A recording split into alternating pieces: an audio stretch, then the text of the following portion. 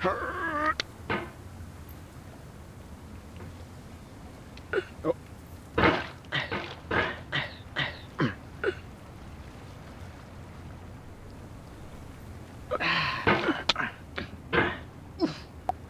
to their original view. Starting over is harder than starting up. If you're not ready for that, like if you've already had a bad day, then what you're about to go through might be too much. Feel free to go away and come back. I'll be here.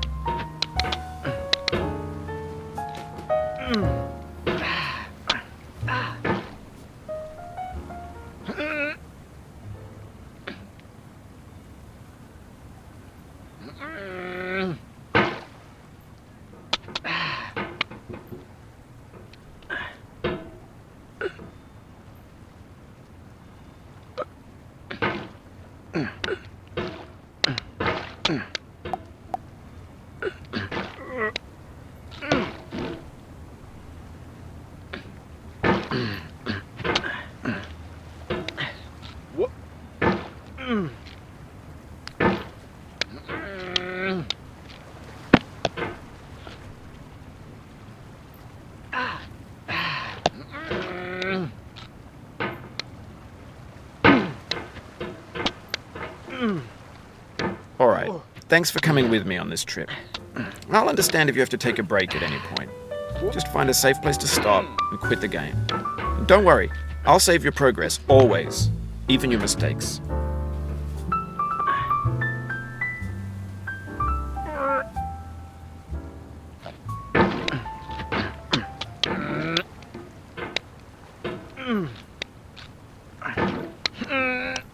Designers slap them together very quickly and freely, and they're often too rough and unfriendly to gain much of a following. They're built more for the joy of building them than as polished products.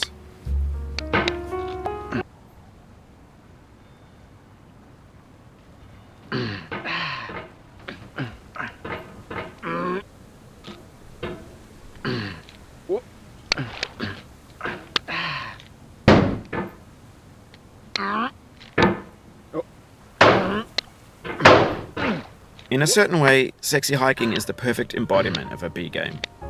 It's built almost entirely out of found and recycled parts, and it's one of the most unusual and unfriendly games of its time. In it, your task is simply to drag yourself up a mountain with a hammer. And that act of climbing, in the digital world or in real life, has certain essential properties that give the game its flavor. No amount of forward progress is guaranteed. Some cliffs are too sheer or too slippery, and the player is constantly, unremittingly in danger of falling and losing everything. Anyway, when you start Sexy Hiking, you're standing next to this dead tree that blocks the way to the entire rest of the game. It might take you an hour to get over that tree, and a lot of people never got past it. You prod and you poke at it, exploring the limits of your reach and your strength, trying to find a way up and over. And there's a sense of truth in that lack of compromise. Most obstacles in video game worlds are fake. You can be completely confident in your ability to get through them once you have the correct method or the correct equipment or just by spending enough time. In that sense, every pixelated obstacle in Sexy Hiking is real. The obstacles in Sexy Hiking are unyielding, and that makes the game uniquely frustrating. But I'm not sure Jazuo intended to make a frustrating game. The frustration is just essential to the act of climbing, and it's authentic to the process of building a game about climbing. A funny thing happened to me as I was building this mountain. I'd have an idea for a new obstacle, and I'd build it, test it, and it would usually turn out to be unreasonably hard.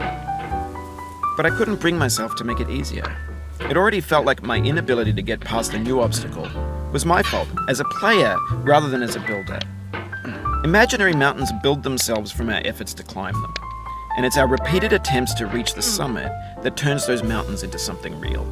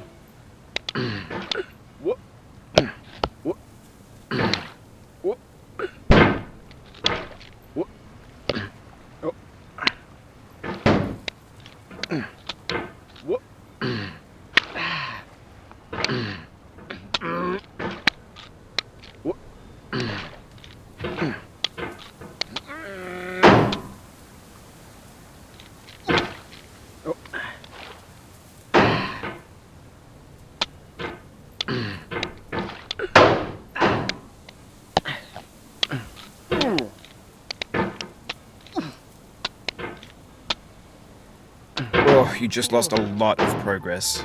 That's a deep frustration, a real punch in the gut.